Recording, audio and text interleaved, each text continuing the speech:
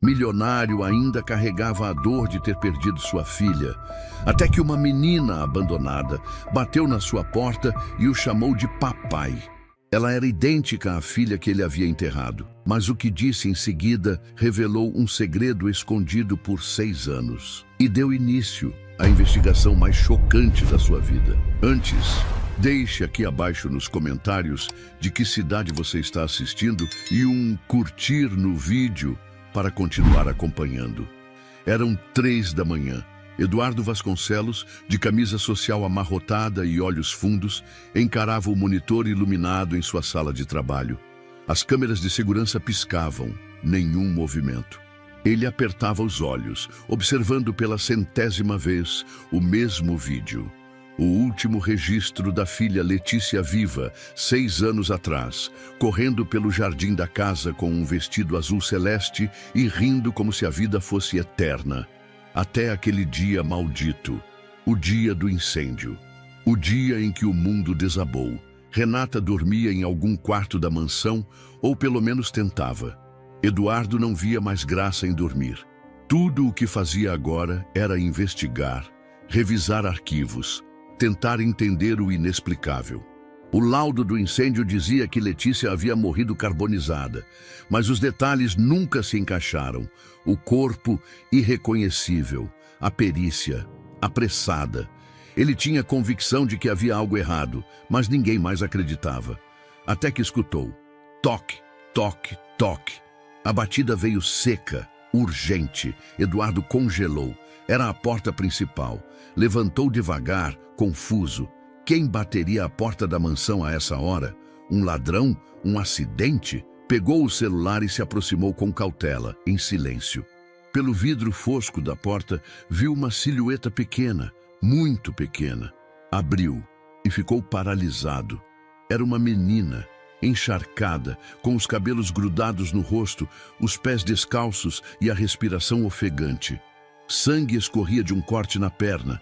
Ela tremia, os olhos arregalados. Mas não foi isso que o paralisou, foi o rosto. Era Letícia, idêntica. Mesma pele clara, mesma boca, os mesmos olhos castanhos amendoados, exatamente como ele se lembrava. Eduardo engoliu seco. Por um momento achou que estivesse tendo uma alucinação. Mas então a menina estendeu os braços e murmurou: "Papai, me ajuda. Eles me machucaram, mas eu consegui fugir." Ele recuou um passo, como se tivesse sido empurrado por dentro. Como você sabe meu nome?" A voz saiu fraca, rouca. A menina cambaleou. Eduardo a segurou pelos ombros e ela se agarrou a ele como se o conhecesse há anos. O corpo magro, gelado, o cheiro de chuva, terra e sangue. Renata apareceu no topo da escada, esfregando os olhos. "Eduardo, o que está acontecendo?" Ela começou a descer. Quando viu a menina nos braços dele, a lanterna que carregava caiu no chão. Não pode ser. Renata." Eduardo tentou falar, mas sua voz falhou. "Olha." Renata desceu correndo.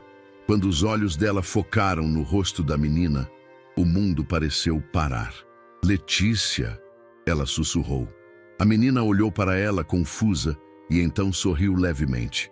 Um sorriso fraco, mas igual ao da filha morta. Renata desabou no chão, desmaiou. Eduardo gritou por ajuda, pegou a menina no colo e correu até o sofá. Ligou para o segurança interno e para o médico da família. Enquanto esperava, tentou enrolar a menina em um cobertor. Suas mãos tremiam. Ela olhava para ele com doçura e dor ao mesmo tempo. "Você se lembra de mim?" Ele perguntou ajoelhado à sua frente. "Claro que sim, papai. O senhor me dava chocolate escondido da mamãe. Eu ainda lembro do coelho de pelúcia com a orelha rasgada e da estrela colada no teto." Eduardo sentiu o coração parar. A estrela, a bendita estrela adesiva que ele colou no teto do quarto de Letícia quando ela tinha 2 anos. Ninguém fora da família sabia daquilo, nem mesmo os empregados. Quem te trouxe até aqui?" A menina hesitou. Seus olhos ficaram úmidos. "Eu fugi. Eles colocavam coisas na minha veia. Eu dormia por muito tempo." Mas ontem eu ouvi uma mulher dizendo que iam me levar para desaparecer. Então eu corri, fiquei andando até ver essa casa. Eu sabia que era aqui, eu senti. Eduardo piscava, tentando entender. Era demais, rápido demais, real demais. O médico chegou. Renata foi levada para o quarto. A menina, que dizia se chamar Sofia, foi atendida no sofá. Nada grave, apenas arranhões, desidratação e febre. Ela precisa descansar, mas ela parece saudável, apesar do susto, disse o médico. Sofia pegou na mão de Eduardo antes de dormir. Papai, posso dormir aqui hoje? Só hoje? Por favor. Ele não respondeu, apenas assentiu, engolindo o choro. Naquela madrugada, ele se sentou ao lado da poltrona e ficou observando a menina dormir. Cada traço era idêntico a Letícia, cada respiração, até a forma como franzia a testa. Mas quem era ela? Era possível que Letícia estivesse viva? Era possível que tivesse uma irmã gêmea? Ou era algum tipo de golpe macabro? Ele olhou para a câmera de segurança, recuou o vídeo. A imagem era clara.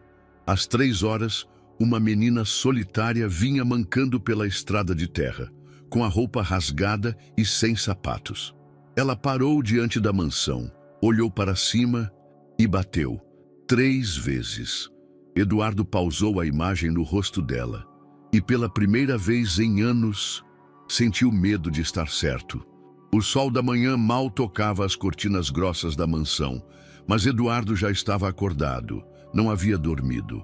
Passara a noite inteira ao lado da poltrona em que Sofia dormia. Os olhos fixos nela, como se observasse um mistério que pudesse se desmanchar a qualquer momento. A menina respirava com suavidade, abraçada a um dos travesseiros do sofá. Mesmo machucada e suja, havia uma paz no seu rosto que o dilacerava. Renata, após o desmaio, também repousava. O médico aplicara um sedativo leve e recomendara que ela ficasse em repouso até o fim do dia. Mas Eduardo não conseguia repousar. Aquele rosto, aquele sorriso, aquelas palavras, ele precisava de respostas. Quando Sofia acordou, espreguiçou-se como uma criança comum. Abriu os olhos, olhou ao redor e sussurrou com a voz rouca: "Aqui ainda é minha casa?" Eduardo forçou um sorriso. "É sim, meu amor. Você está segura agora." Ela olhou para ele com os olhos marejados. Eu senti esse cheiro. O cheiro da poltrona do vovô. Tem um cheiro de bala de hortelã. Ainda tem bala no bolso dele? Ele congelou. Aquela poltrona havia sido do pai dele, falecido 3 anos antes. Letícia costumava brincar de procurar balas escondidas nos bolsos quando era pequena. Ninguém mais fazia isso, nem ele lembrava disso com tanta clareza. Tem sim. Você ainda lembra disso? Ela assentiu, puxando o cobertor mais perto do queixo. Lembro do senhor me contando que era para eu nunca confiar em estranhos que oferecessem bala, mas que com o vovô podia. Eduardo não conseguia responder, apenas a encarava. Você quer comer algo? Torrada com requeijão, igual a que a mamãe fazia. Ele foi até a cozinha sem falar uma palavra, mãos trêmulas. Preparou como fazia há anos, torradas cortadas em triângulo, requeijão sem casca. Serviu num prato branco com desenhos de balões coloridos, o mesmo prato que Letícia usava. Ao entregar, Sofia olhou e sorriu. Esse é meu prato preferido. Eduardo sentou-se de frente, engolindo em seco. Você se lembra do seu quarto? Ela limpou um pedacinho de requeijão com o dedo e lambeu antes de responder.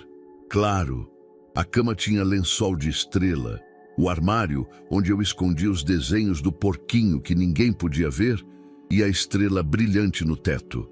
A estrela? Aquela que o senhor colou e disse que ia me proteger do escuro. Eduardo sentiu a garganta fechar. Cada palavra dela era uma faca atravessando a razão. Como alguém poderia saber disso? Posso ir lá ver? Ele hesitou. Mas então fez que sim com a cabeça. Subiram juntos. Sofia andava devagar, ainda mancando levemente. Quando chegaram ao antigo quarto de Letícia, intocado desde o incêndio, Eduardo abriu a porta com mãos trêmulas. O quarto estava empoeirado, mas era o mesmo. Era como se o tempo tivesse parado ali dentro. A menina entrou sem hesitar. Ainda está tudo igual, disse baixinho, passando os dedos pela cômoda. A cortina rasgada, o adesivo da abelha que caiu e olha, apontou para o teto. A estrela ainda brilha, mesmo de dia. Ela se aproximou do baú de brinquedos e tirou um coelhinho com uma orelha rasgada. Esse aqui, meu preferido. Chamava Fubá, né? Eduardo sentou na beira da cama. Sentia o coração apertar, como se revivesse um luto interrompido por um milagre. Aquela menina, ela sabia demais. Tem mais alguma coisa que você lembra daqui? Ela se aproximou da prateleira de livros e apontou para um volume grosso, de capa azul. Atrás desse livro tem uma carta que eu escrevi para o senhor. Mas a mamãe nunca deixou entregar. Eu escondi aqui. Eduardo, com mãos trêmulas, retirou o livro. Atrás dele, uma pequena carta dobrada em papel rosa. Letícia havia escrito aos 5 anos, em caligrafia infantil, com corações desenhados. Dizia: papai, quando eu crescer, quero morar na sua casa para sempre. Ele caiu de joelhos. Não era possível. Renata, ainda pálida, apareceu na porta. Eduardo, o que está acontecendo? Ele se levantou devagar e mostrou a carta. Ela sabia onde estava. Sabia do prato, do coelho, da estrela. Renata olhou para Sofia, com os olhos marejados. Quem é você? A menina respondeu calma. Eu sou Letícia, mas agora me chamam de Sofia, porque foi esse o nome que colocaram quando me levaram. Renata recuou, balançando a cabeça. Não, isso é loucura. A Letícia, a nossa filha morreu. Não morreu. Ela está aqui. Eduardo segurou firme no braço da esposa. Eu quero que você ouça o que ela tem para contar. E se mesmo assim você achar que é invenção, eu levo ela para fora daqui. Mas me dá uma chance. Renata, em choque, apenas assentiu. Eduardo levou Sofia até a sala de estar e ligou o celular. Colocou para gravar. Sentou-se à frente dela. Sofia, ou Letícia, quero que você me conte tudo. Desde o começo. Tudo o que lembrar. Eu só quero entender. A menina olhou para os dois, respirou fundo e começou. Eu lembro de um quarto com luz branca, muito branca. Eu dormia muito. Às vezes colocavam tubos no meu braço. Dizia que era para eu ficar forte, mas às vezes eu ficava com dor. Tinha outras crianças. Algumas falavam, outras não. Eu sonhava muito e às vezes ouvia uma voz. Uma mulher dizendo: ela ainda tem memória original. Como você chegou até aqui? Eu fugi. Uma moça disse que iam me levar para outro lugar. Um lugar de onde ninguém voltava. Eu esperei ela dormir. Saí pela janela. Andei muito. Choveu. Eu vi a árvore grande na entrada. Eu lembrei. Lembrei da casa. Eu sabia que era aqui. Renata chorava em silêncio no sofá. Eduardo pausou a gravação. Seus olhos se cruzaram com os de Renata. A gente precisa de ajuda. Ela apenas balançou a cabeça. Mais tarde, quando Sofia dormia, Eduardo abriu uma gaveta trancada no escritório e tirou um cartão antigo. O número de alguém que ele jurara nunca mais contatar. Mas agora não tinha escolha. Discou. Alô? Marcos Teixeira? Quem está falando? Eduardo Vasconcelos, preciso de você. É sobre a Letícia. Eduardo? Mas sua filha está aqui, na minha casa, e ela lembra de tudo. Silêncio. Depois, uma respiração pesada. Estou indo. Eduardo Vasconcelos olhava fixamente para o pequeno envelope de plástico em cima da mesa. Dentro, fios de cabelo cuidadosamente colhidos da escova que Sofia usara naquela manhã. Ele não falara nada para a menina. Apenas disse que precisava guardar o que caíra naturalmente. Não queria assustá-la, nem deixá-la confusa, nem deixá-lo mais confuso do que já estava. O relógio marcava 11 horas. Ele estava no consultório da doutora Beatriz, uma geneticista de confiança da família, discreta, cuidadosa. Havia trabalhado com ele em projetos empresariais que exigiam exames de paternidade por questões de herança. Mas hoje, Era diferente. Tenho urgência, doutor, ele disse, com a voz baixa. Se possível, em menos de 72 horas. Posso acelerar, ela respondeu. Mas preciso da amostra da mãe também, se quiser que o resultado seja conclusivo. Já providenciei. Renata deixou comigo um pouco de cabelo dela que havia guardado de Letícia. Vamos usar para cruzamento. Beatriz assentiu e pegou o envelope com cuidado. Se ela realmente for sua filha, Eduardo, o teste vai mostrar. Mas você está preparado para o que der? Ele apenas a encarou, sem responder. Marcos Teixeira chegou à mansão no fim da tarde, com a mesma expressão de sempre, olhar afiado, casaco escuro e uma pasta de couro gasta pendurada no ombro. Apesar dos cabelos brancos começando a dominar as têmporas, os olhos do detetive ainda tinham a firmeza de quem enxerga o que os outros não veem. Eduardo o recebeu no escritório. Preciso de você mais do que nunca, Marcos. Quando me ligou, achei que tivesse enlouquecido. Mas, se você está me dizendo que é ela... O detetive olhou para o porta-retrato na mesa.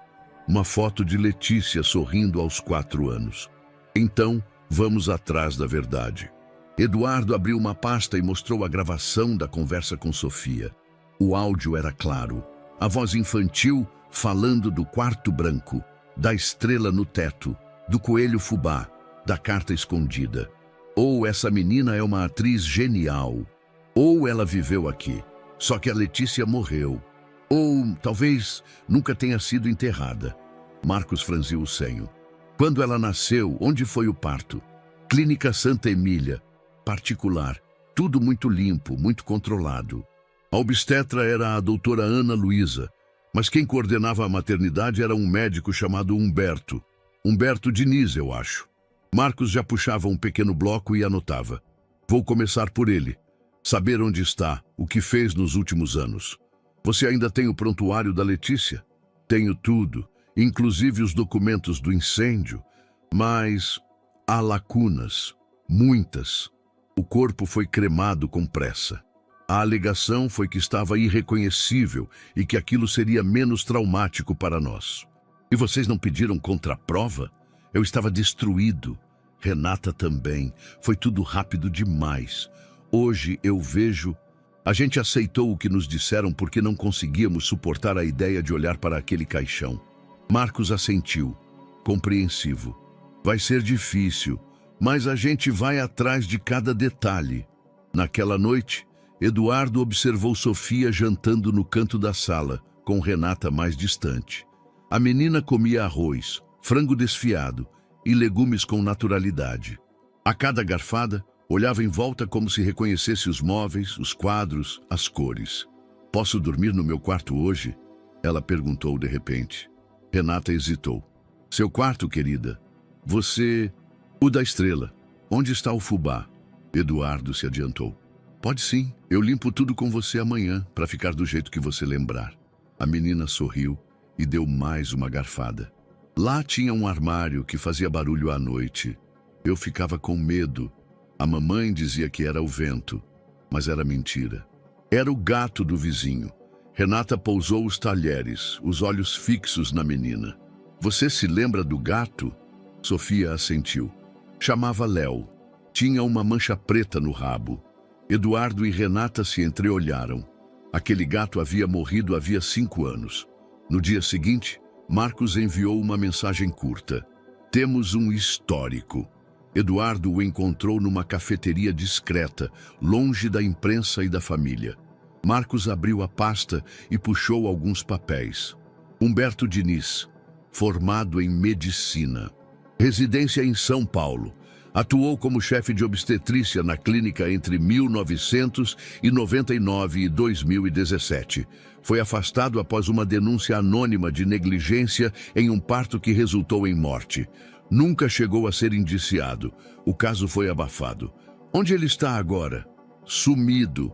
Está registrado como pesquisador independente, sem vínculo ativo com nenhuma instituição médica há 5 anos. Não tem redes sociais. Usa um endereço comercial no nome de uma fundação que não existe mais. mas consegui rastrear um imóvel rural em nome da irmã dele, no interior. Eduardo passava as mãos pelos papéis, em silêncio. Você acha que ele...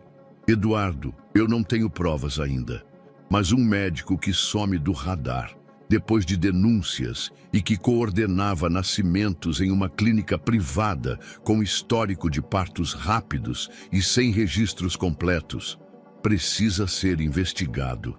Eu quero ir até ele. Calma, ainda estamos no início. Você tem uma menina em casa que pode estar abalada. Se for mesmo sua filha, ela é uma sobrevivente. Se não for, ela é uma vítima de alguma outra coisa. Mas seja como for, mexer com esse tipo de gente pode ser perigoso. Eu não posso esperar, Marcos. Cada dia que passa eu sinto que perdi anos de vida acreditando numa mentira. Então espere pelo menos o DNA. Só mais um pouco. Ele vai confirmar o que ninguém mais pode. Eduardo assentiu, mas seus olhos já estavam longe dali. Naquela noite, enquanto arrumavam o quarto antigo de Letícia, Sofia puxou um lençol do fundo do baú e cheirou. Ainda tem o cheiro da mamãe. Renata se aproximou hesitante. O que você lembra de mim? Sofia olhou para ela. A senhora sempre penteava meu cabelo, puxando de leve para não doer, e cantava aquela música. Dorme, dorme, minha flor. Renata levou a mão à boca. Era uma canção inventada, que nunca fora gravada ou ensinada a ninguém. Ela engasgou. Eu só cantava isso para ela quando estava com febre. Sofia sorriu. Não disse mais nada. Eduardo, ao fundo, segurava o celular em modo gravação.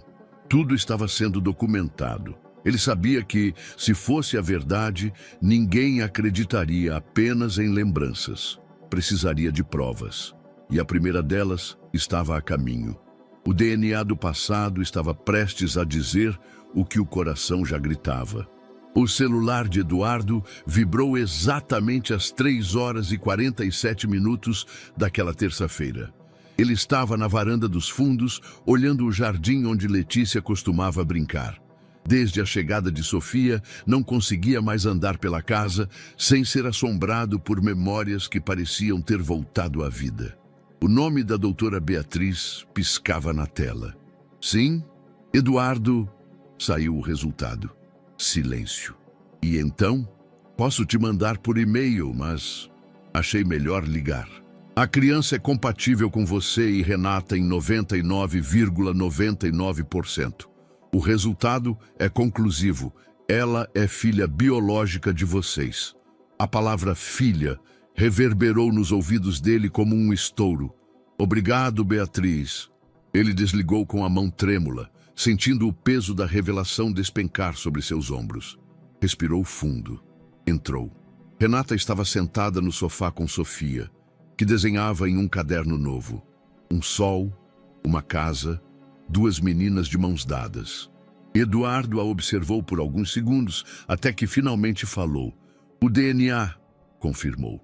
Renata levantou os olhos lentamente. Não perguntou mais nada. Apenas se sentou mais reta, como se algo dentro dela tivesse se reorganizado à força. Sofia olhou para os dois, sem entender. É verdade, então? Ela perguntou. Eduardo assentiu, os olhos marejados. Você é nossa filha. A menina sorriu.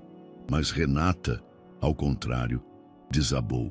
Levantou-se, levou a mão ao rosto e começou a chorar com força, quase sem conseguir respirar. Como? Como a gente não sabia? Como uma mãe não sabe que teve duas filhas? Eduardo a abraçou. Era a pergunta que o corroía por dentro também. Mais tarde, depois que Sofia foi colocada para dormir, eles se sentaram no escritório. Eduardo imprimiu os laudos. As palavras compatível com vínculo biológico estavam destacadas. Era oficial. A Letícia, ela morreu mesmo? Renata perguntou em voz baixa. É o que a gente precisa descobrir, Eduardo respondeu, pegando um envelope antigo. Mas antes, preciso entender como ninguém nunca nos contou que havia duas crianças. Na manhã seguinte, Eduardo foi pessoalmente à clínica onde Renata dera à luz 6 anos antes. Vestia terno escuro, óculos de sol e uma expressão que ninguém ousou questionar na recepção. Quero falar com a diretoria médica. Urgente. Meu nome é Eduardo Vasconcelos. A recepcionista hesitou, olhou para o computador e fez uma ligação rápida. Após alguns minutos, um médico jovem, de expressão cautelosa, apareceu. Senhor Vasconcelos, podemos ajudá-lo? Eu vim revisar o prontuário de nascimento da minha filha, Letícia Vasconcelos. Nasceu aqui em 2 de março, há 6 anos. Claro, disse o médico, convidando-o a segui-lo. Podemos consultar os arquivos físicos e digitais, mas alguns dados daquela época podem ter sido digitalizados tardiamente. Eduardo não respondeu. Quando chegaram à sala de arquivos, um funcionário trouxe as pastas. O prontuário estava ali. Nome da mãe, data, horário do parto. Mas algo chamou a atenção de imediato. Uma rasura. Por que o número do prontuário está com correção à caneta? O médico olhou claramente desconfortável. Pode ter sido algum erro de digitação. E por que a certidão de nascimento foi reemitida 2 vezes? Eduardo apontou para as datas. A primeira com 24 horas após o nascimento. A segunda, 2 semanas depois. Isso eu não saberia explicar, respondeu o médico, agora mais tenso. E a neonatologista que atendeu minha filha, Ana Luísa? Cadê o relatório dela? Doutora Ana Luísa faleceu num acidente de carro pouco tempo depois. Eduardo franziu o senho. E o doutor Humberto Diniz? Silêncio. Senhor Vasconcelos, o doutor Humberto foi desligado da clínica há alguns anos. Houve uma denúncia interna, mas nada foi comprovado. Eduardo levantou-se lentamente.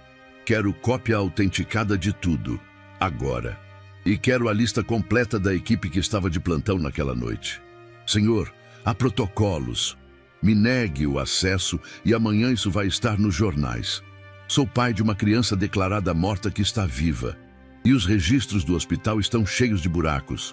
Ou me entregam o que pedi, ou lido com vocês por meio da justiça. O médico não respondeu. Apenas assentiu, engolindo em seco.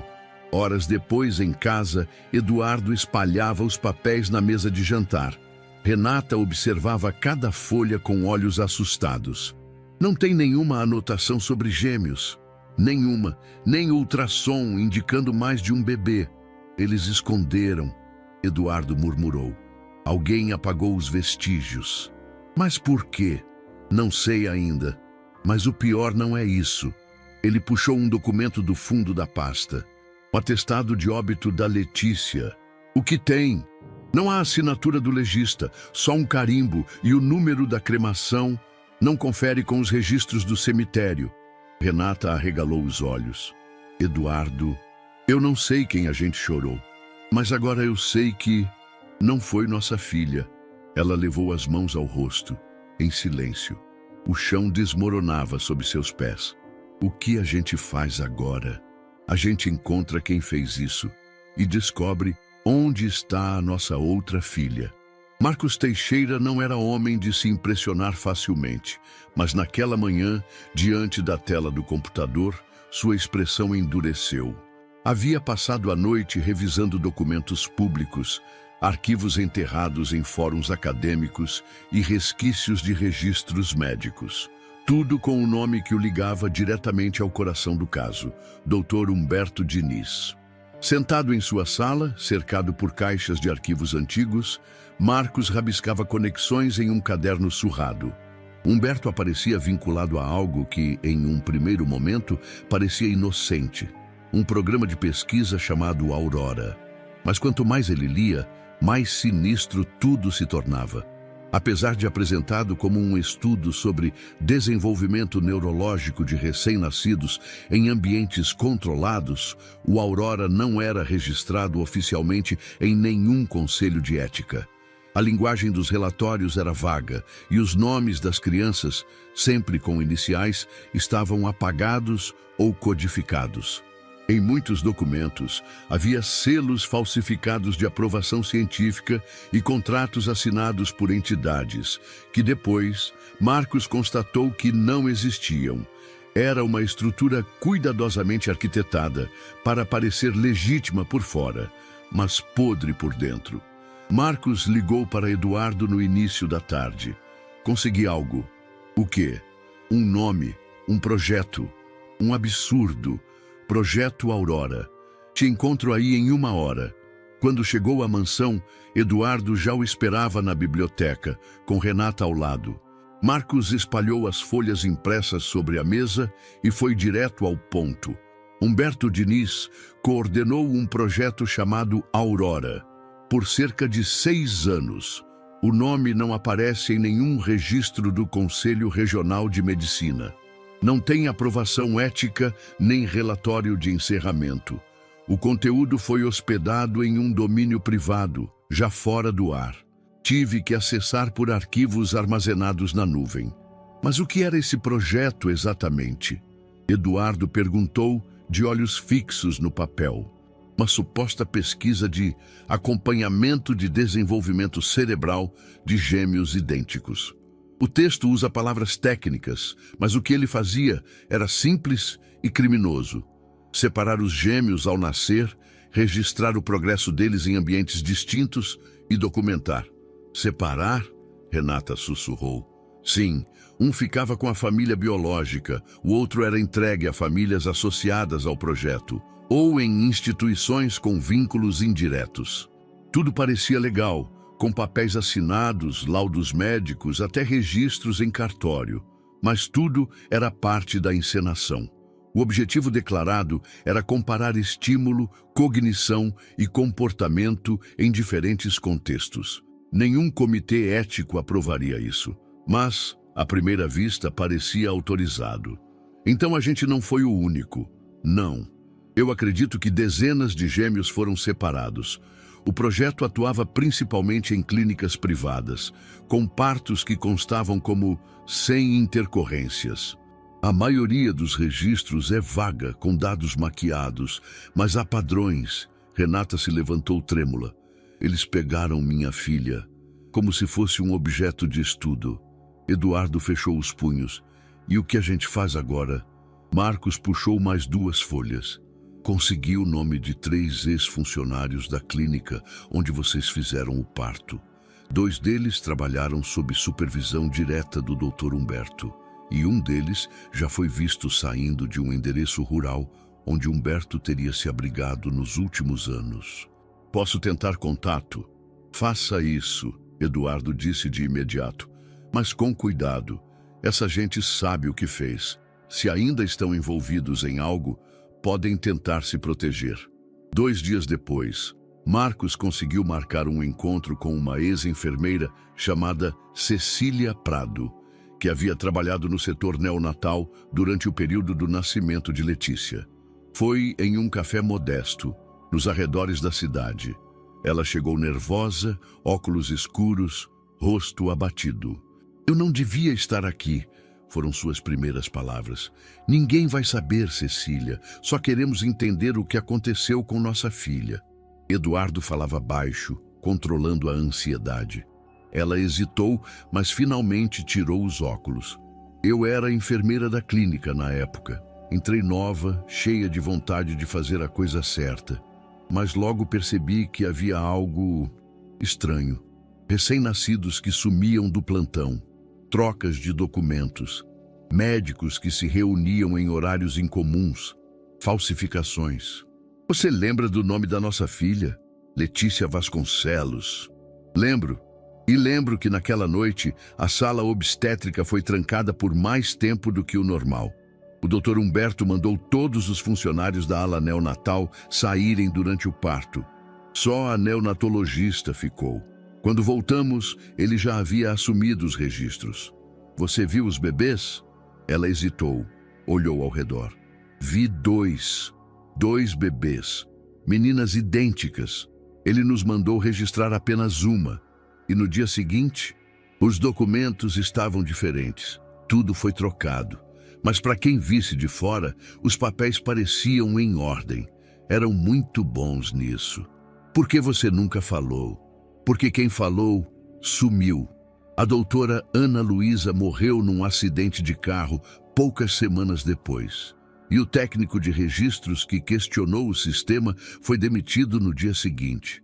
Eu fiquei com medo, não sabia em quem confiar. Renata chorava, silenciosa.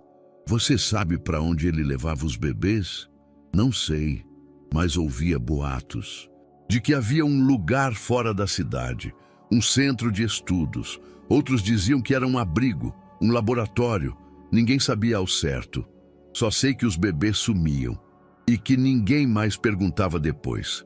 E hoje eu não tenho paz. Vivo olhando por cima do ombro. Mas saber que uma dessas meninas está viva me dá um pouco de alívio. Eduardo pegou sua mão. Você deu o primeiro passo para corrigir o que fizeram. Agora é nossa vez. De volta à mansão, Eduardo reuniu os papéis, gravações e o depoimento de Cecília. Isso é mais do que suficiente para reabrir o caso, disse Marcos. Mas temos que agir rápido. Se o Humberto ainda está operando, a Letícia pode estar em risco. Eduardo olhou para o mural na parede, onde pendurara uma foto de Letícia com 3 anos, ainda com vida. Eu vou encontrar minha filha. A tarde estava silenciosa demais. Eduardo sentia que o tempo estava contra ele, como se cada minuto que passasse longe de Letícia estivesse aprofundando uma distância que talvez não fosse mais reversível. Sofia, sentada no chão da sala de estar com uma caixa de lápis de cor, desenhava. Eduardo observava em silêncio, intrigado com os traços. A menina havia feito uma construção de paredes cinzas, cercada por árvores sem folhas, e ao lado, crianças pequenas com olhos grandes, desenhadas atrás de janelas. O que é isso? Ele perguntou com cuidado. Sofia não levantou os olhos, continuou colorindo. É o lugar onde eu dormia. Onde ficava isso? Ela apontou para a montanha no fundo do desenho. Era lá em cima. Quando a janela estava aberta, eu via as árvores balançando. Às vezes tinha neblina. A moça que ficava lá dizia que era um hospital, mas ninguém saía nunca. Eduardo levou o desenho até Marcos. O detetive examinou com atenção. É uma estrutura grande, e ela fez os postes e a entrada. Sabe o que mais parece com isso? O quê? Um antigo laboratório desativado na Serra do Leste. Funcionava como centro de pesquisas imunológicas, mas fechou faz mais de 5 anos. Fica num local afastado, com acesso limitado. Passei a noite inteira cruzando imagens de satélite com as descrições dela, as semelhanças. Eduardo encostou na mesa. Ela reconheceria?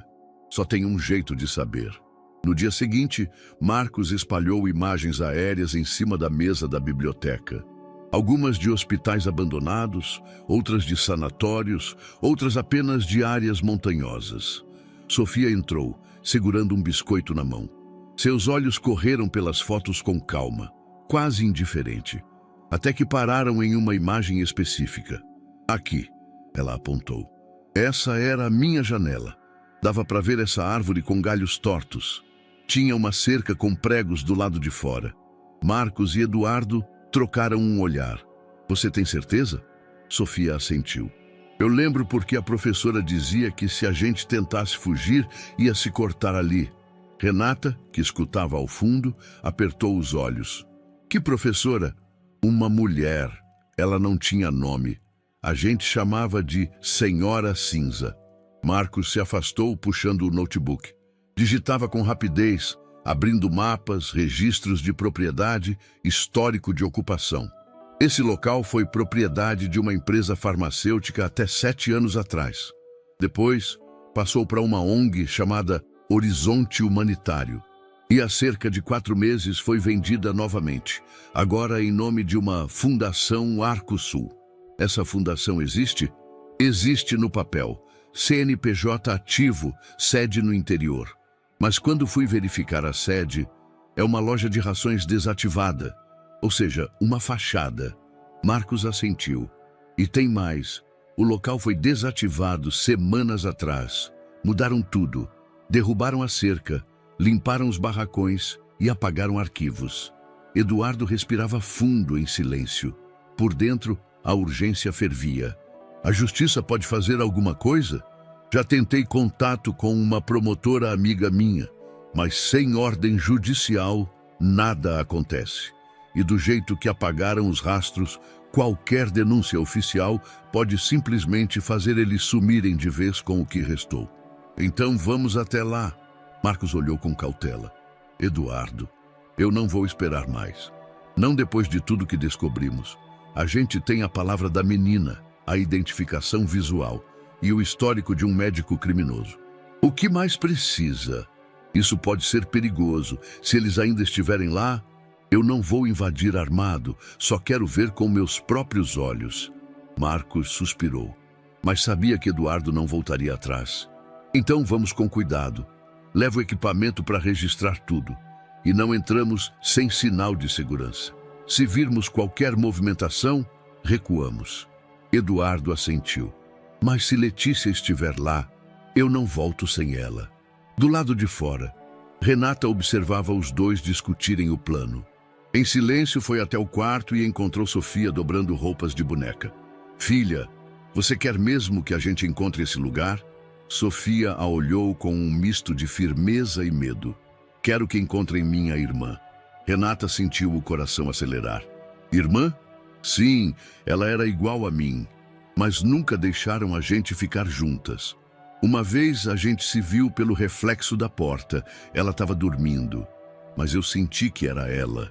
Renata se ajoelhou e a abraçou forte, contendo as lágrimas.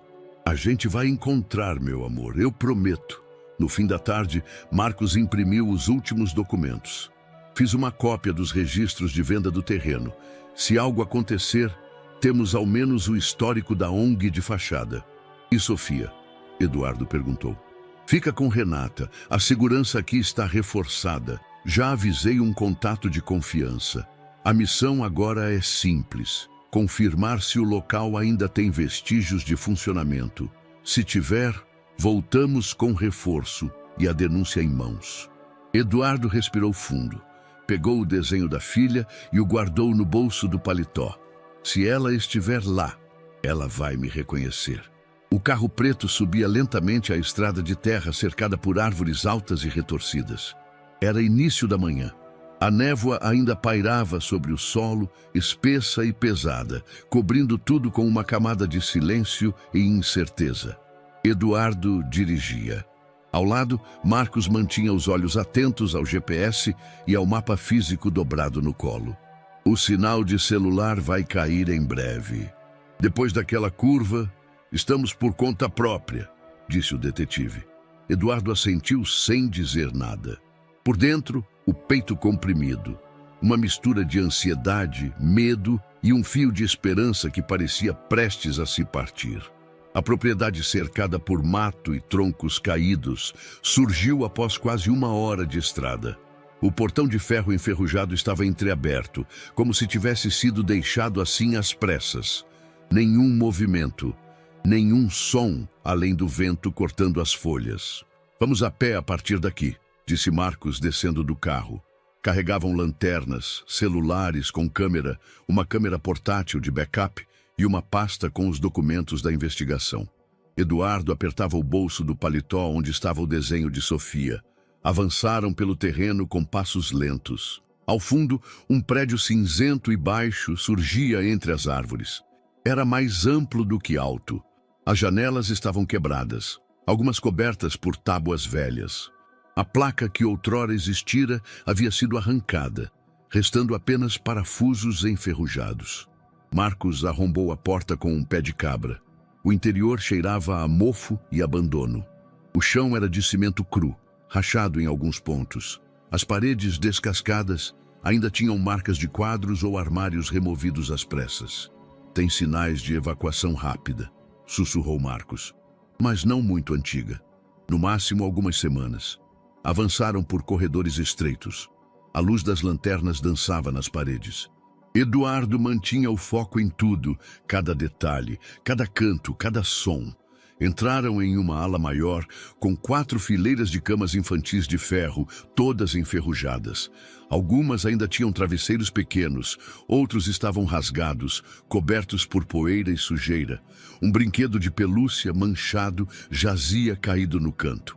Uma boneca sem braço, em outra cama. Deus do céu! Eduardo sussurrou, apertando os olhos.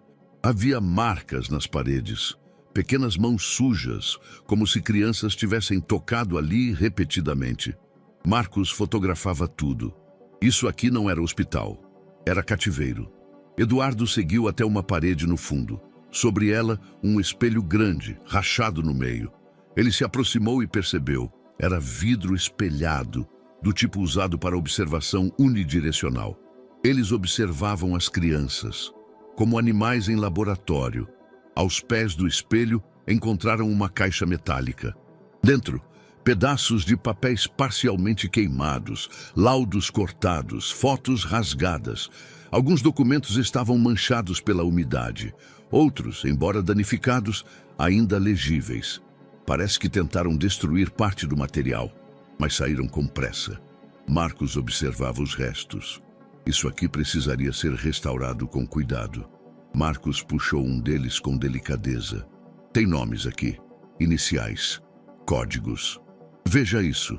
Eduardo apontou para a parte de trás de uma porta. Um calendário colado na madeira, com marcações em vermelho. Os dias 12, 18 e 26 estavam circulados. Ciclos de administração ou visitas? Marcos murmurava, tentando interpretar. No corredor seguinte, encontraram o que parecia ter sido a sala de coordenação. Um painel com câmeras quebradas, fios soltos, um quadro branco manchado com letras borradas. No chão, uma gaveta caída, semi-aberta. Dentro, pastas. Eduardo se ajoelhou de imediato. Aqui tem fichas ainda legíveis. Ele abriu uma. Era uma pasta com a etiqueta desbotada, mas ainda identificável. Arquivo 14B. Programa Aurora. Nascidos em 2 de março. Par idêntico. As mãos dele começaram a tremer. Abriu outra ficha. Meu Deus! Era uma lista datilografada, seguida de fichas clínicas. A tinta estava um pouco desbotada e algumas anotações haviam sido parcialmente apagadas. Mas o conteúdo principal permanecia claro.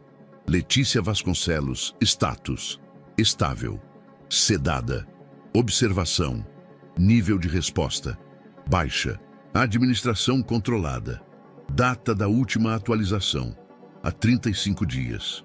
Eduardo levou as mãos ao rosto. Ela está viva. Tem certeza que é a sua filha? Marcos se aproximou. Eduardo apontou para o número do protocolo. O mesmo do prontuário de nascimento de Letícia. É ela, não tem dúvida. E a outra ficha deve ser a da Sofia, mas está faltando. Pode ter sido levada ou destruída. Eduardo se ajoelhou no chão frio. Eles sedaram minha filha. Mantiveram ela dopada por 6 anos. E só há 35 dias ela ainda estava aqui, Marcos disse, analisando a data do último registro. Eduardo socou o chão com força. Por isso ela nunca apareceu. Nunca falou, nunca reagiu. Eles esconderam ela, como se fosse um experimento, como se fosse descartável. Marcos fotografava cada ficha, cada etiqueta. Algumas estavam borradas, outras rasgadas nas bordas, mas o conteúdo central permanecia visível. Vamos pegar tudo que for possível e sair daqui antes que alguém apareça. Não, ainda tem mais. Eduardo, eu vou olhar o subsolo. Encontraram a porta de acesso atrás de uma estante empurrada.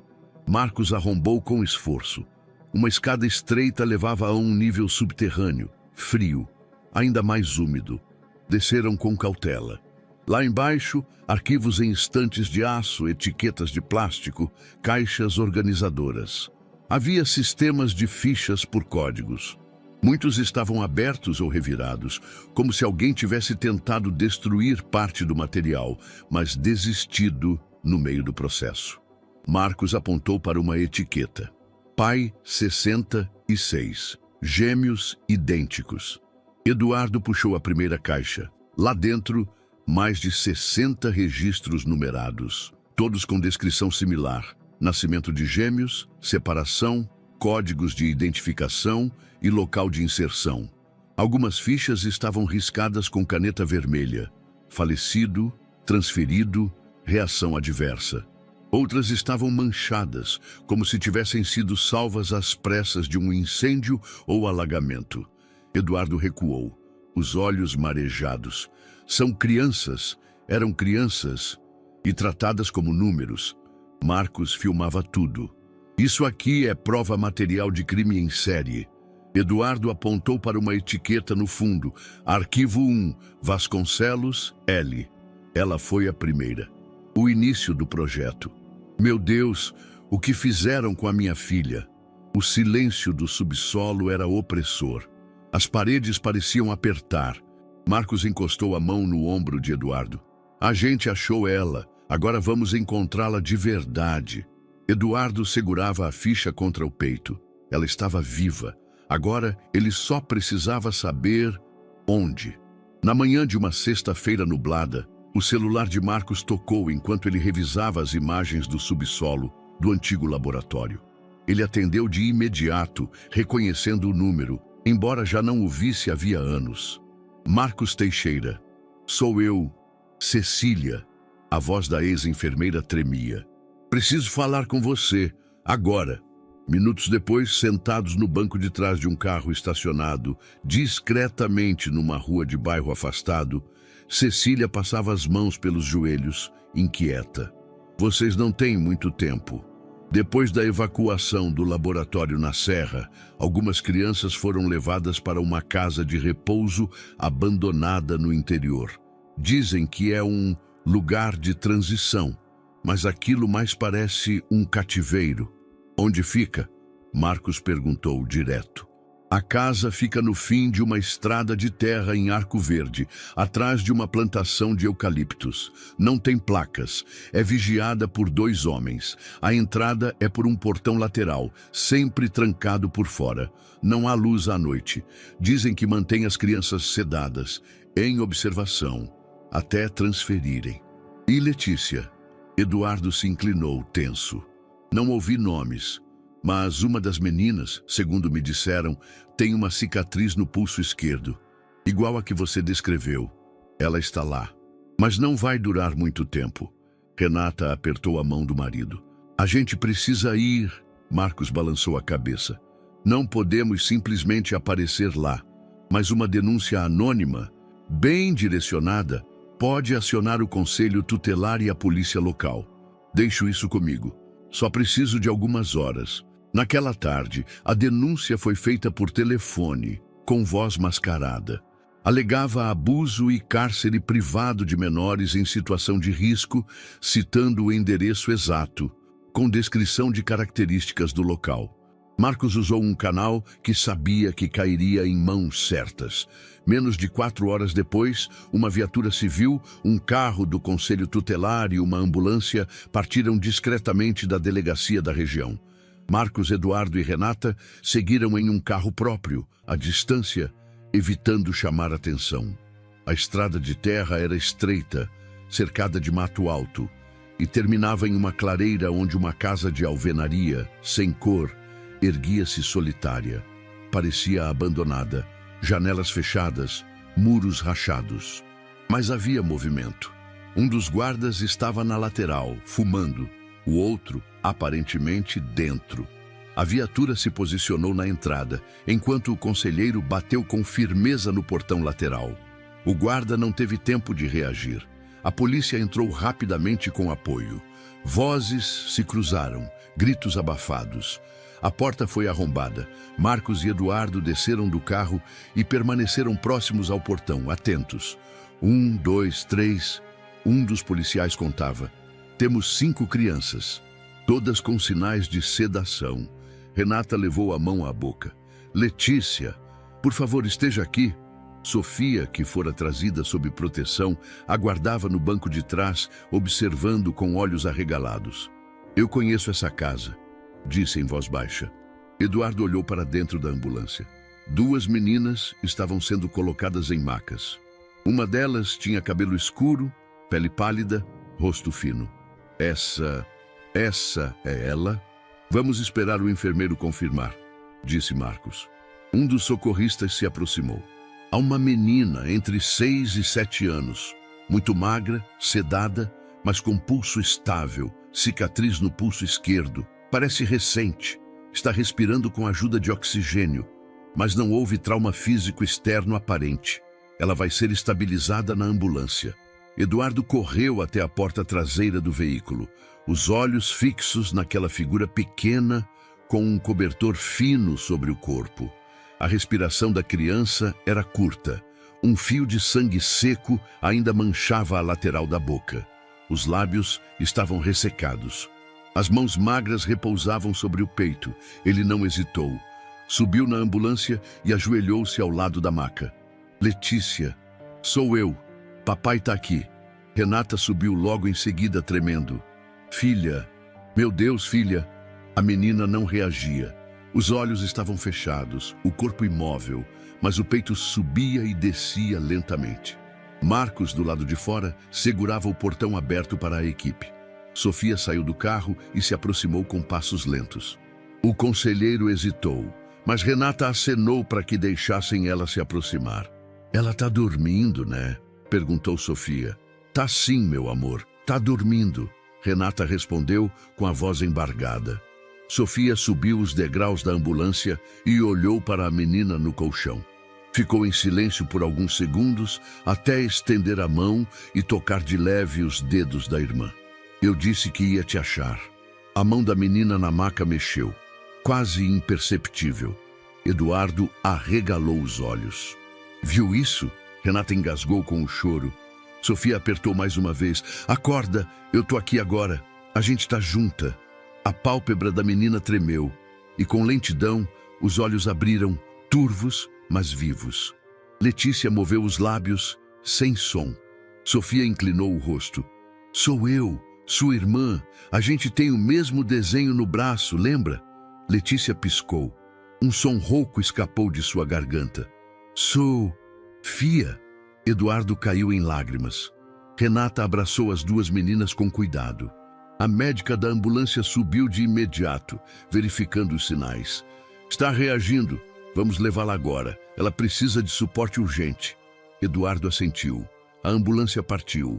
Marcos ficou para finalizar os registros e coletar cópias dos documentos apreendidos no local.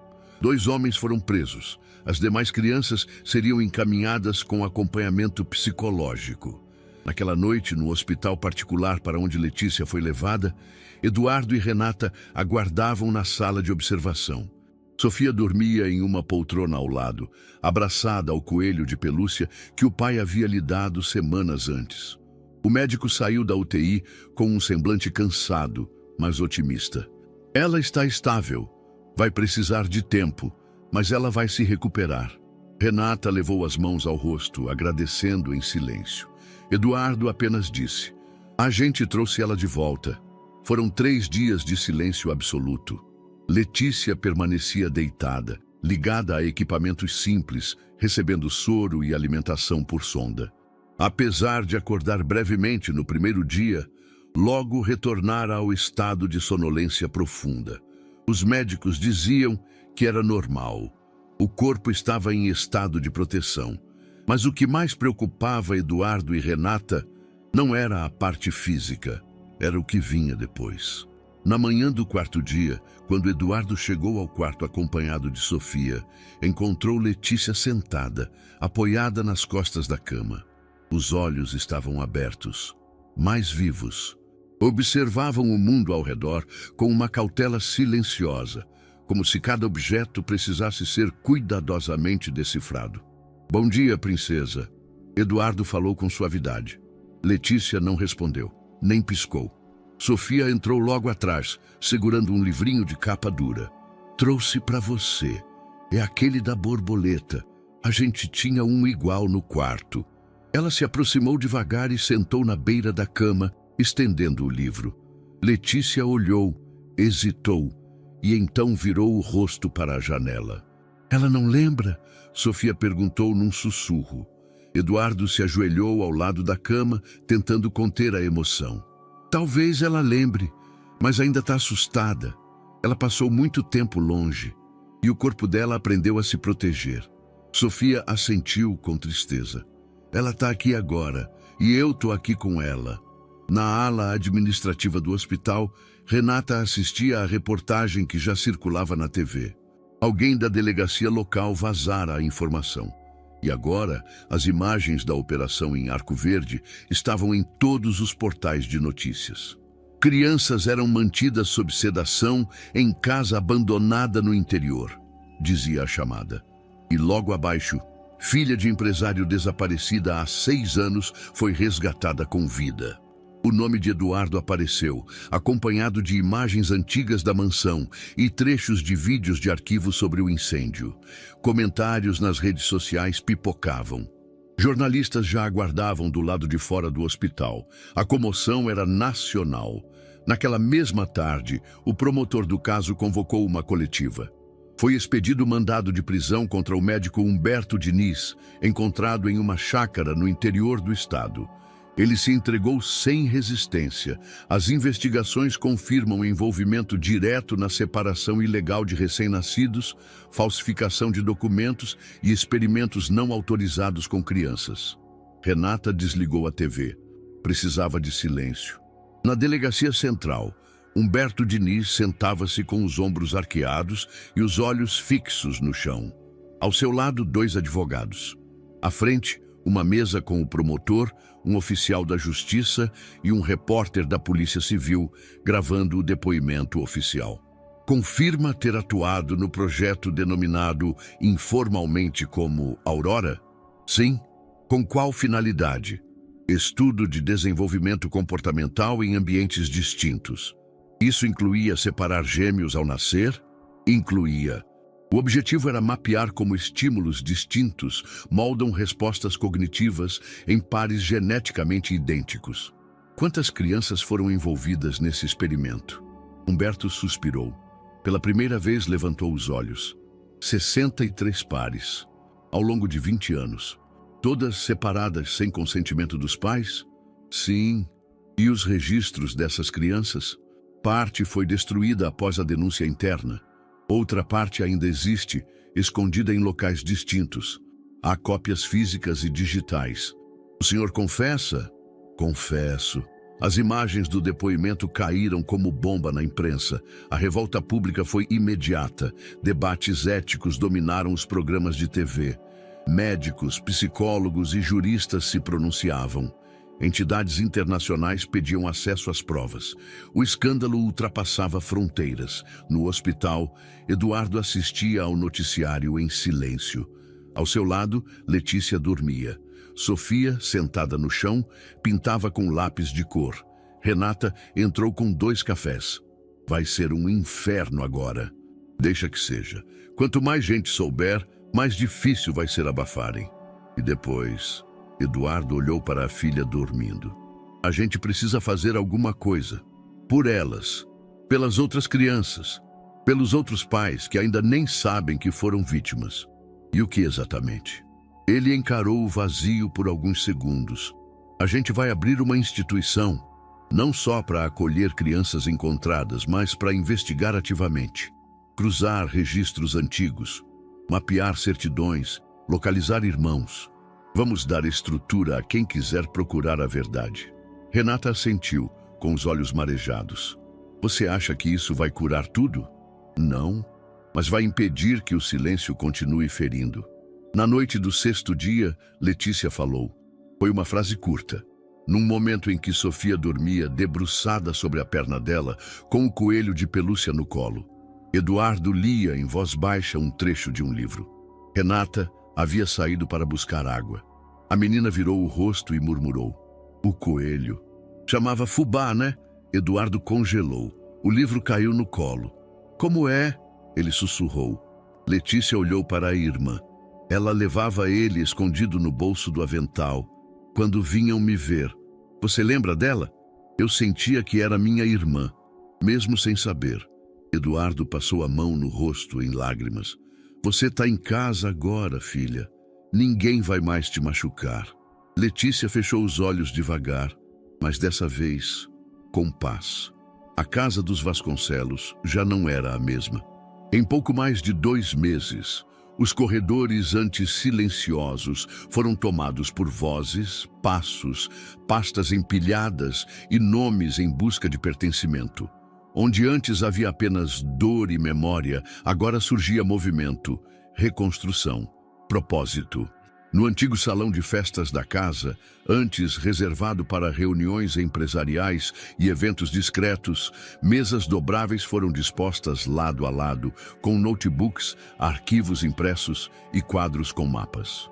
Um letreiro simples, preso à entrada, dizia: Instituição Estrela Nova. Na parede oposta, um grande mural branco, ainda vazio, mas não por muito tempo. Começamos com 124 nomes, disse Marcos apoiado sobre a mesa improvisada. São os que conseguimos cruzar com base nos arquivos recuperados, nos relatos de Cecília e em documentos que conseguimos da polícia. Todos com indícios de separação de irmãos ao nascimento? Eduardo perguntou. Sim. 63 pares, de acordo com a confissão do Humberto. Já localizamos 17 possíveis irmãos biológicos ainda vivendo em famílias que desconhecem sua origem. Renata, sentada no sofá com Letícia deitada ao seu lado, folheava uma das pastas. Alguma família já respondeu? 3. Uma delas confirmou por telefone. Aceitaram fazer o teste de DNA.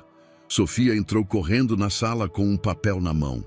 Olha, eu fiz um desenho para o mural. Era uma estrela grande, prateada, cercada por 2 pequenas figuras de mãos dadas. No topo, lia-se: Família é quando a gente se reconhece. Renata pegou o desenho e beijou a testa da filha. Esse vai ser o símbolo da nossa missão. Eduardo sorriu, e pela primeira vez em muito tempo, o gesto não parecia pesado. O processo era lento, burocrático e doloroso.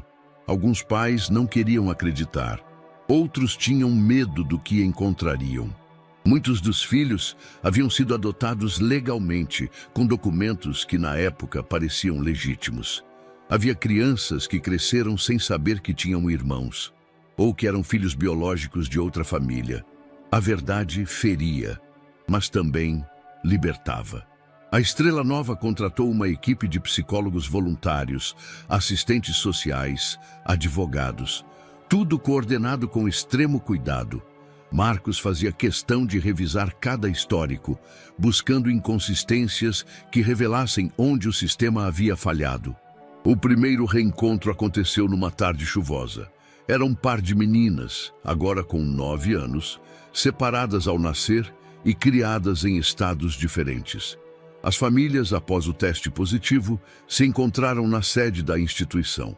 O abraço entre elas durou longos minutos. Elas choraram sem entender porquê, mas choraram juntas. Reconheceram o cheiro, o timbre da voz, os olhos. Sofia e Letícia assistiram em silêncio. Quando a primeira estrela foi colada no mural, as duas aplaudiram com entusiasmo. Uma estrela para cada laço restaurado. 2 por vez, disse Renata. E assim a tradição começou. 2 semanas depois, mais 2 estrelas foram coladas. Um menino que descobriu sua irmã morando a menos de 15 quilômetros dele. Haviam estudado na mesma escola por 2 anos. Nunca se cruzaram, nunca souberam. Marcos montou um painel paralelo, um mapa do Brasil, com linhas conectando as famílias localizadas. Os traços pareciam cicatrizes, unindo pontos de dor. Tem um padrão, ele explicou. Os pares foram separados sempre em regiões distantes, mas com alguma ligação logística. Aeroportos, clínicas conveniadas, lares adotivos com vínculos diretos ao projeto Aurora. Você acha que alguém ainda está operando? Eduardo perguntou. Não com a mesma estrutura, mas os rastros indicam que parte da rede pode ter migrado para outras formas de adoção. O que começou como pesquisa virou comércio. O que antes era manipulação médica virou transação. Então, a Estrela Nova precisa crescer. Não, precisa, e vai. Mas mantendo a essência, reunir o que foi separado. Letícia caminhava melhor agora. Os olhos estavam mais vivos, a fala mais fluida. Ainda guardava silêncios longos e sustos repentinos, mas cada dia era uma conquista. Sofia a acompanhava para todo lado, como se sentisse que sua missão ainda não havia terminado. Num fim de tarde, sentadas no chão do corredor, Letícia perguntou: por que o nome é Estrela Nova? Sofia sorriu. Porque toda vez que um irmão encontra o outro, é como se uma estrela acendesse no céu, mas a gente coloca ela aqui para ninguém esquecer. Letícia encostou a cabeça no ombro da irmã. Quantas estrelas já tem? 6, mas logo vão ter muitas. Um dia esse mural vai ficar cheio e vai brilhar. No centro do salão, Eduardo observava as estrelas prateadas coladas com cuidado. Cada uma representava uma vitória, mas também uma cicatriz, a prova de que algo foi rompido e reconstruído com coragem. Vamos precisar de outro mural em breve, comentou Renata ao seu lado. E depois disso, outro e outro. Você está preparado para isso? Agora eu tô. Ela olhou para ele com ternura. Obrigada por não desistir. Eduardo olhou para o mural, depois para as filhas que brincavam perto da escada.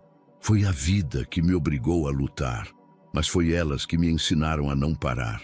Os dias na casa dos Vasconcelos se tornaram mais movimentados do que jamais haviam sido. Entre reuniões com assistentes sociais, relatórios jurídicos e novas chegadas de crianças, a instituição Estrela Nova começava a tomar corpo.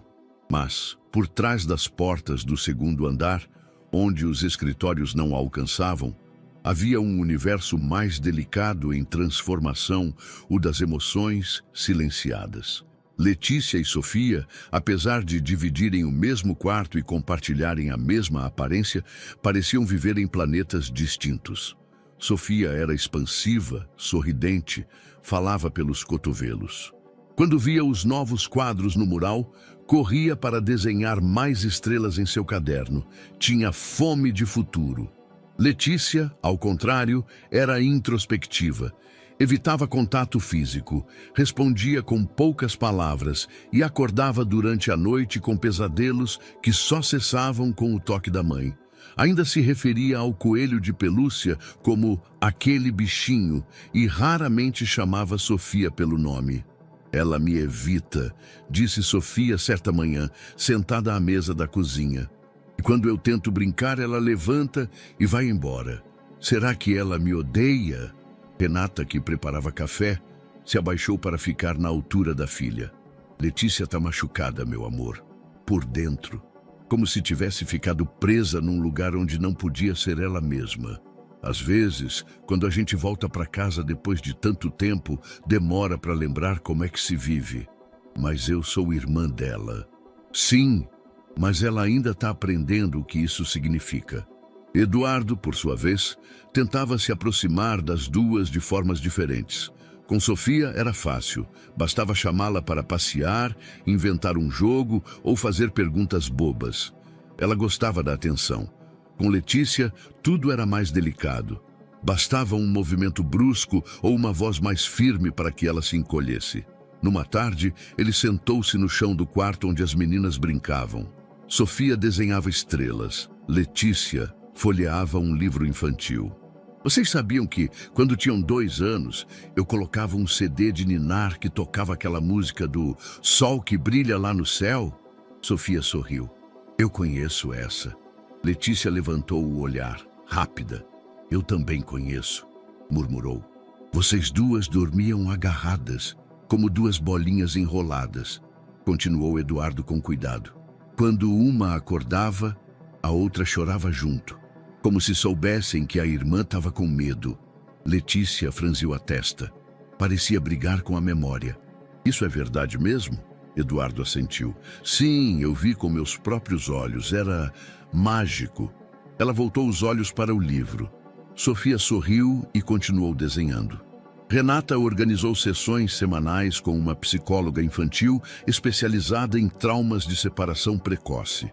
A profissional, doutora Helena, vinha 2 vezes por semana e conduzia as atividades no jardim da casa, com jogos simbólicos, desenhos e brincadeiras de identidade. No terceiro encontro, Letícia finalmente falou mais do que 3 frases. Eu sonhei que estava num lugar todo branco, mas tinha uma porta com luz amarela, e do outro lado tinha alguém que parecia comigo, mas ela estava triste. Quem era? Perguntou doutora Helena. Era ela, respondeu apontando para Sofia. Mas não era também. Como assim? Letícia hesitou. É que a gente parece igual, mas a gente é diferente. Eu gosto de silêncio. Ela gosta de barulho. Eu gosto de desenhar árvore. Ela desenha estrela. Eu tenho medo de dormir. Ela tem medo de escuro. A psicóloga sorriu. Isso não quer dizer que vocês são menos irmãs. Quer dizer que vocês são únicas. E isso é bom. Letícia ficou em silêncio por alguns segundos. Depois disse: mas se a gente fosse mesmo irmã, de verdade mesmo, por que separaram a gente? A pergunta ecoou como um trovão. Sofia ouviu à distância e não respondeu. Ficou com ela. Guardou, como uma ferida pequena que arde só quando alguém encosta. Enquanto isso, a Estrela Nova recebia o primeiro grupo de crianças sem família identificada. 3 meninas e 2 meninos, entre 4 e 7 anos, haviam sido resgatados numa operação conjunta com uma ONG internacional. Estavam assustados, com sinais de negligência e subnutrição, e seriam abrigados temporariamente até que os familiares fossem localizados. Renata reorganizou parte do andar inferior para receber os pequenos. Camas foram compradas, brinquedos doados e uma equipe de cuidadores treinados foi contratada. Mas nenhuma preparação era suficiente para o impacto emocional daquelas chegadas. Eduardo viu um dos meninos, com olhos esbugalhados e o rosto sujo, recusar comida por quase 2 dias. Outro, uma menina de cabelos encaracolados, não falava, apenas balançava o corpo no canto do quarto. Era como se a alma estivesse tentando reaprender a habitar o corpo. Letícia observava de longe. Num final de tarde, viu uma das meninas se encolher quando ouviram um trovão. A menina tremia. Letícia se aproximou com cuidado. Tocou de leve seu ombro e sussurrou: também tenho medo de barulho. A menina levantou os olhos e sorriu. Um sorriso tímido, mas real. No mural, 10 estrelas já haviam sido coladas. Eduardo, ao final de uma reunião com Marcos e os advogados da causa, olhou para elas com atenção. Sabe o que mais me assusta? O quê? Perguntou Marcos. Que a gente nunca vai saber exatamente quantas vidas foram afetadas, quantas famílias foram partidas. O projeto pode ter deixado marcas por gerações. Mas agora a gente está fazendo o caminho de volta, mesmo que leve o resto da vida. Eduardo assentiu. Mesmo que leve. Certa noite, enquanto o vento balançava as janelas e os últimos papéis eram recolhidos, Renata passou no quarto das meninas. Sofia já dormia. Letícia estava acordada, olhando para o teto. Não consegue dormir.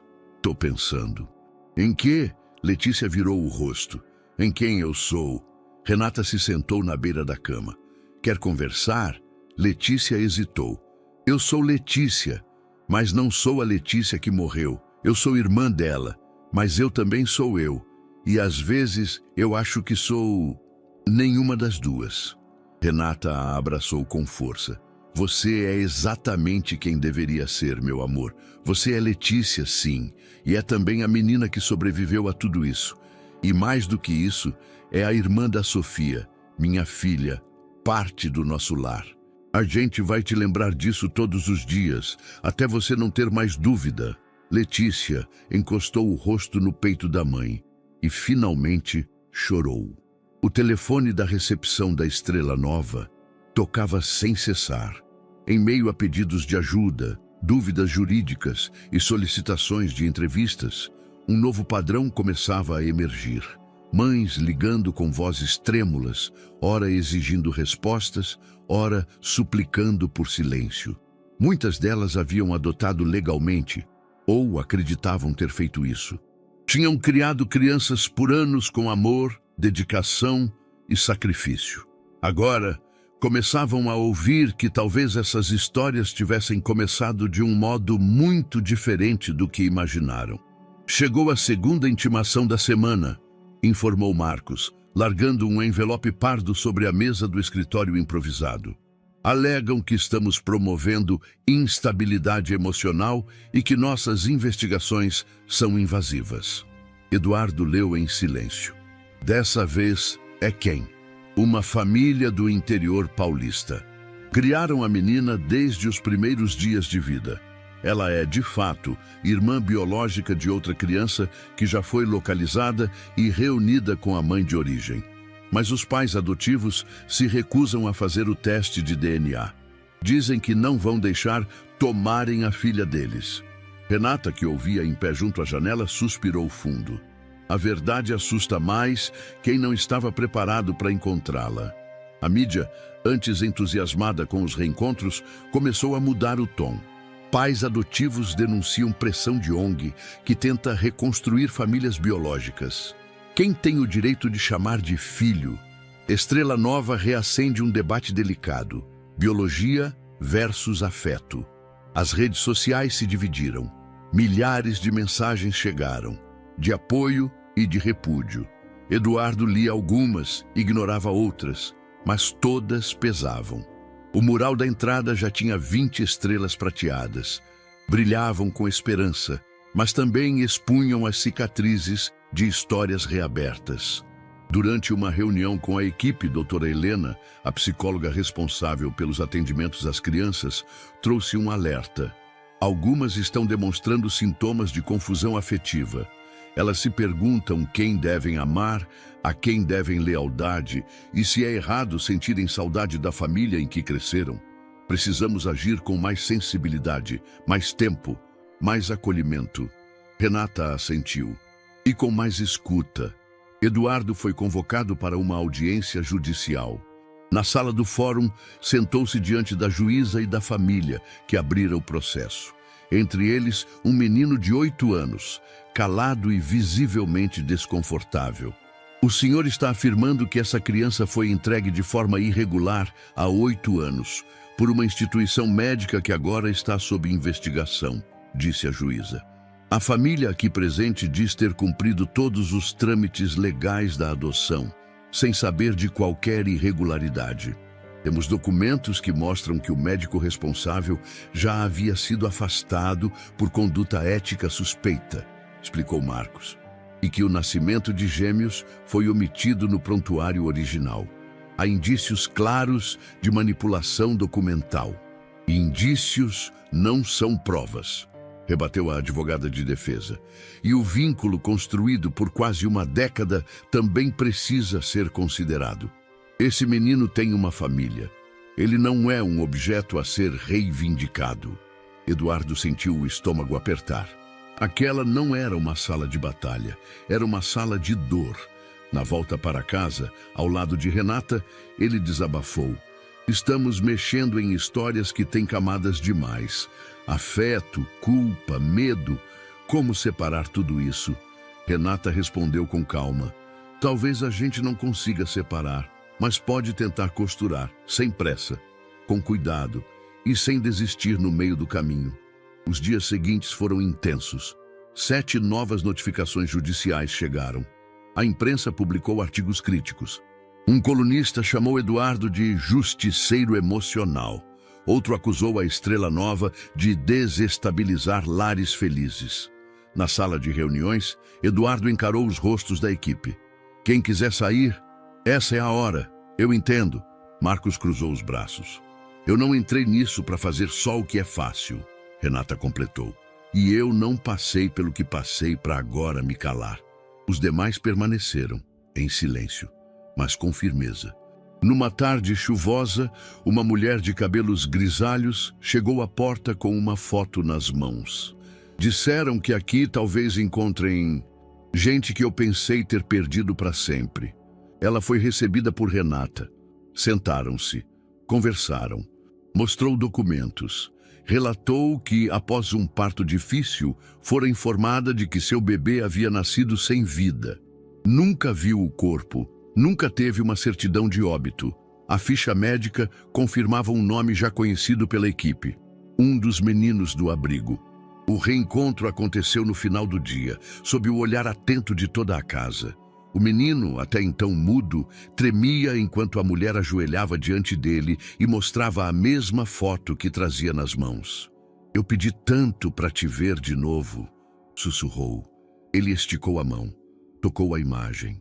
Depois, tocou o rosto dela e falou pela primeira vez desde que chegou: "Mãe." Naquela noite, enquanto todos dormiam, Eduardo se sentou diante do mural. As estrelas brilhavam sob a luz do abajur. 21. Cada uma com uma história, uma decisão difícil, um laço refeito à custa de esforço, lágrimas e coragem. Ele pegou papel e caneta, escreveu uma carta, curta, clara. Não buscamos heróis nem culpados, buscamos verdades. Crianças que foram separadas, famílias que não sabiam. Nem toda dor pode ser evitada, mas toda verdade merece ser conhecida. A estrela nova é feita de encontros, não de rupturas. É feita de lembranças, mas também de futuros possíveis. E enquanto existirem vidas esperando por respostas, continuaremos aqui, publicou nas redes. No dia seguinte, a carta já havia sido compartilhada mais de 300.000 vezes. E as ligações começaram a chegar novamente. Era fim de tarde quando Marcos Teixeira recebeu o dossiê. O envelope chegou sem remetente, mas com selo de envio da fronteira entre o Brasil e a Argentina. Dentro havia apenas 3 folhas. 2 com informações básicas, nomes, datas, local, e a última com uma foto borrada em preto e branco. 2 meninos loiros de mãos dadas, com expressão vazia diante de um portão metálico. Marcos examinou a imagem. O carimbo no verso indicava um abrigo particular em Corrientes. Mas o que mais chamou a atenção foi a anotação manuscrita em vermelho: "Irmãos, gêmeos, levados de São Paulo, em 2 dias vão sumir." Ele não perdeu tempo. "Eduardo, precisamos conversar. Agora." Na sala de reuniões da Estrela Nova, Marcos jogou os papéis sobre a mesa. "Isso veio de alguém que trabalhou com o Dr. Humberto. Talvez parte da mesma rede. Essa pessoa está tentando limpar a consciência, só pode ser isso." Eduardo folheou os papéis em silêncio. No canto inferior de um dos documentos, lia-se um nome: Fundação Raíces Unidas. Nunca ouvi falar. ONG registrada em Buenos Aires. Teoricamente, trabalha com adoções internacionais. Só que, segundo investigações locais, tem processos judiciais congelados há anos e nenhuma transparência nas remessas de crianças para fora da América Latina. Renata, que escutava com o senho franzido, se adiantou. "Você está dizendo que eles ainda estão atuando?" "Sim, e esses meninos da foto foram registrados no interior de São Paulo há 6 anos. A mãe biológica foi internada após o parto e nunca soube o paradeiro dos filhos. Até hoje." Eduardo fechou os punhos. "Precisamos ir." No dia seguinte, ele, Marcos e mais 2 voluntários embarcaram para a Argentina. As malas eram leves, mas os rostos carregavam tensão. Chegando a Corrientes, foram recebidos por um jornalista local que já acompanhava investigações sobre adoções ilegais. Era um homem magro, de aparência cansada, chamado Tomás Herrera. "Eu venho tentando denunciar esse lugar há mais de 5 anos, disse ele, ainda no estacionamento do aeroporto. "Mas toda vez que a justiça se aproxima, alguma coisa impede o processo de seguir." No trajeto até o endereço da fundação, Tomás mostrou registros antigos de adoções irregulares e fotos de crianças em aeroportos internacionais. Alguns nunca mais foram vistos, nem os nomes foram confirmados. Eduardo segurava as imagens como se fossem punhais. Ao chegarem à rua indicada, encontraram uma fachada discreta, com placas em espanhol dizendo Centro de Desenvolvimento Familiar. Nenhum nome visível de fundação ou abrigo. "Está sempre assim?" perguntou Eduardo. "Sempre", respondeu Tomás. limpo, discreto e fechado. Marcos sacou o celular e fingiu uma ligação enquanto andava até o portão lateral. Acima do muro, uma pequena fresta revelava parte do pátio interno. Ele se esticou e tirou uma foto. Ao mostrar aos outros, os rostos se enrijeceram.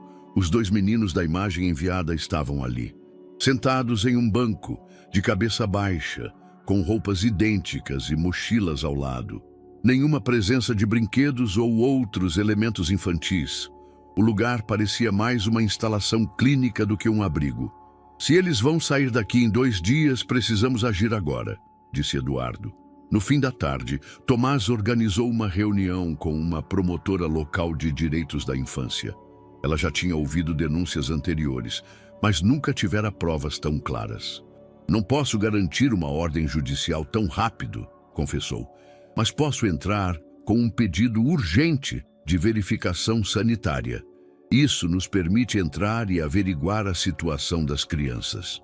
O documento foi emitido naquela mesma noite. Na manhã seguinte, às 8h30, Eduardo e Marcos acompanharam discretamente uma equipe de fiscalização até o portão da fundação. Enquanto Tomás registrava tudo de longe, a promotora entregou o mandado ao segurança. Estamos aqui para uma inspeção. Precisamos verificar o estado das instalações e das crianças. Relutante, o homem abriu o portão. O grupo entrou. O local era silencioso demais. A poucos metros da entrada, os 2 meninos estavam sentados à mesa, com suco e pães à frente. Nenhum adulto os acompanhava de perto. Ao verem os visitantes, os irmãos se entreolharam. Um deles levou o dedo à boca, como se pedisse silêncio ao outro. Marcos se aproximou devagar. Qual o nome de vocês? O menor não respondeu. Mas o mais velho encarou o detetive, hesitante. A gente tem que ir? Perguntou em voz baixa. Eles falaram que vamos voar hoje à noite. Eduardo sentiu um arrepio nas costas. Hoje? A promotora chamou reforço imediato. No fundo do prédio, uma porta trancada guardava um pequeno escritório. Documentos, passaportes e vistos estavam empilhados sobre a mesa. Nenhum deles continha os nomes reais das crianças. Isso aqui não é adoção, é exportação de identidade, sussurrou Marcos. A polícia foi chamada. Em menos de 1 hora, os responsáveis pela fundação foram detidos para interrogatório.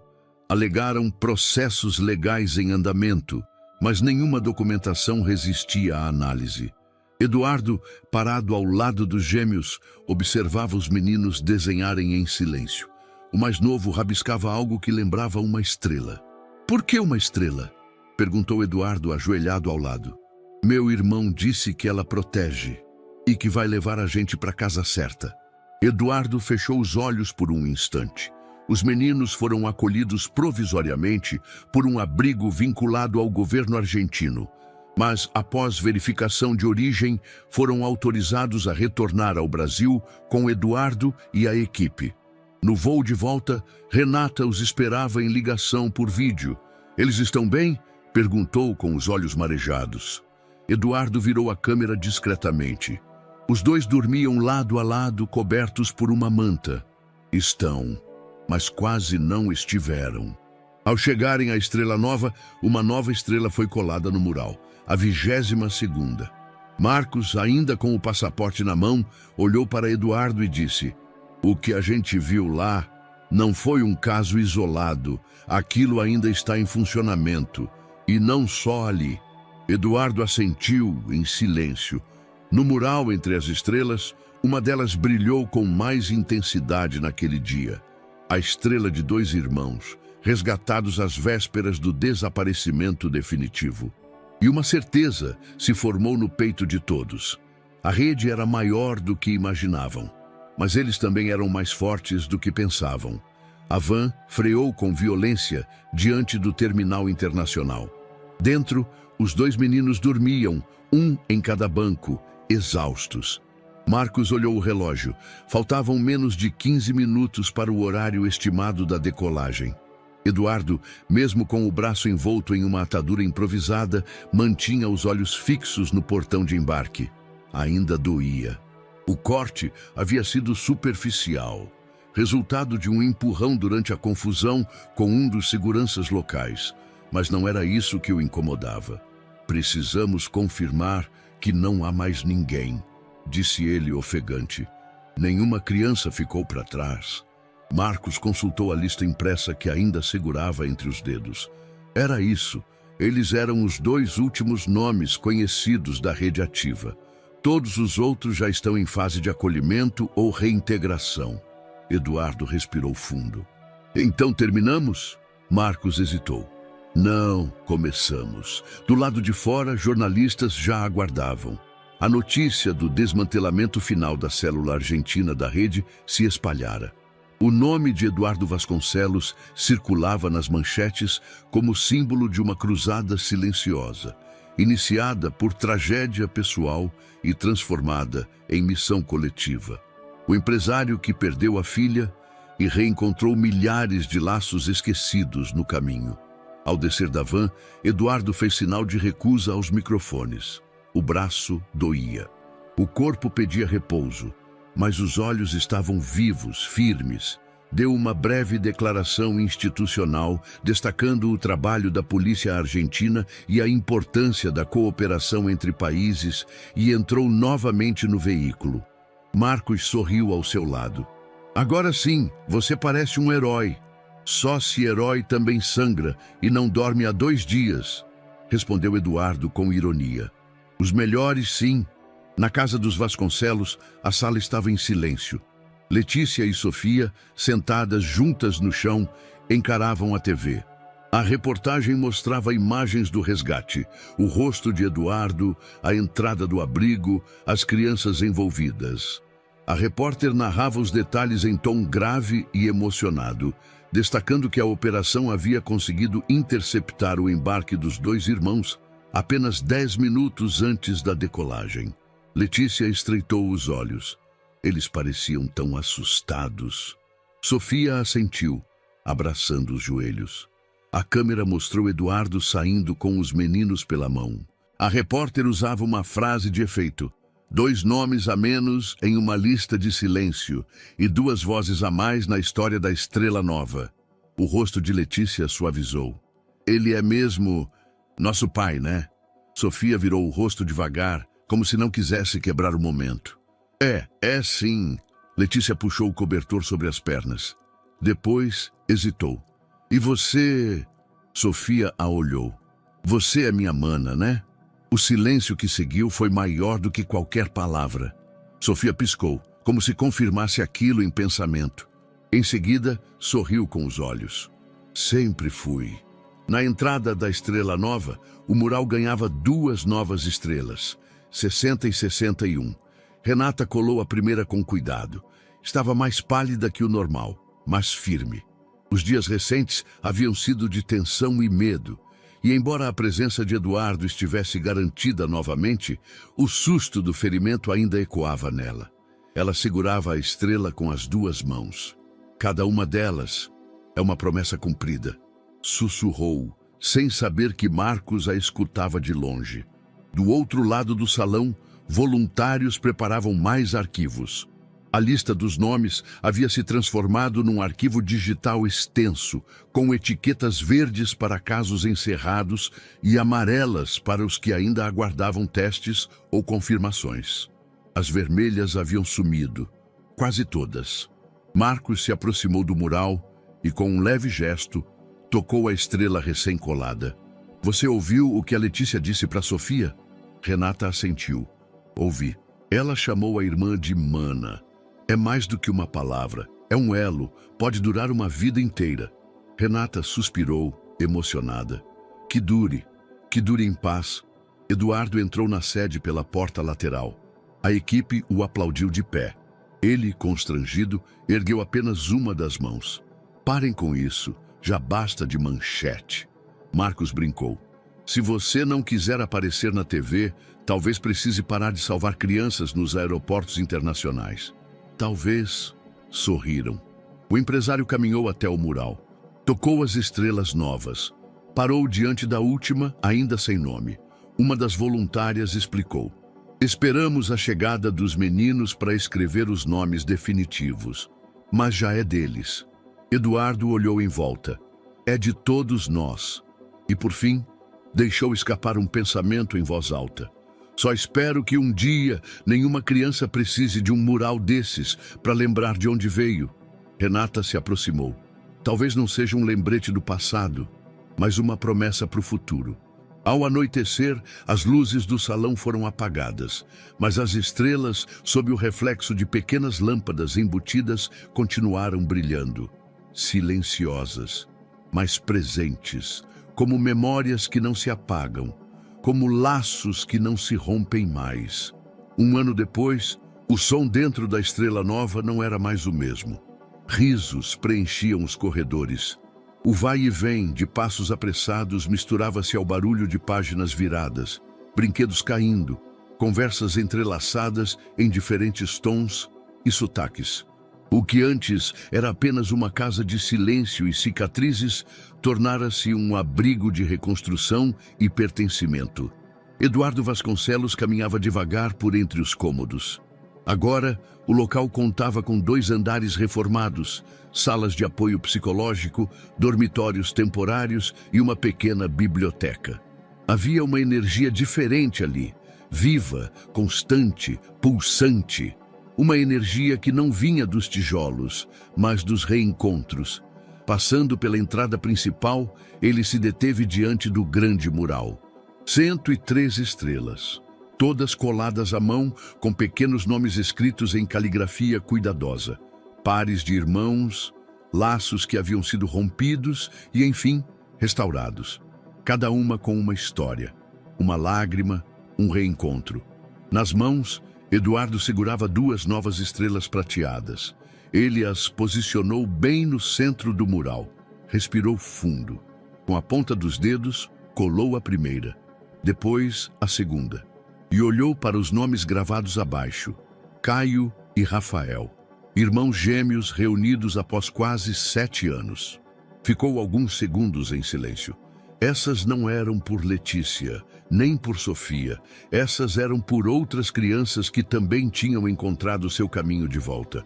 Por outras mães que finalmente puderam segurar os 2 filhos no colo. Por outros pais que descobriram que seus lares estavam incompletos.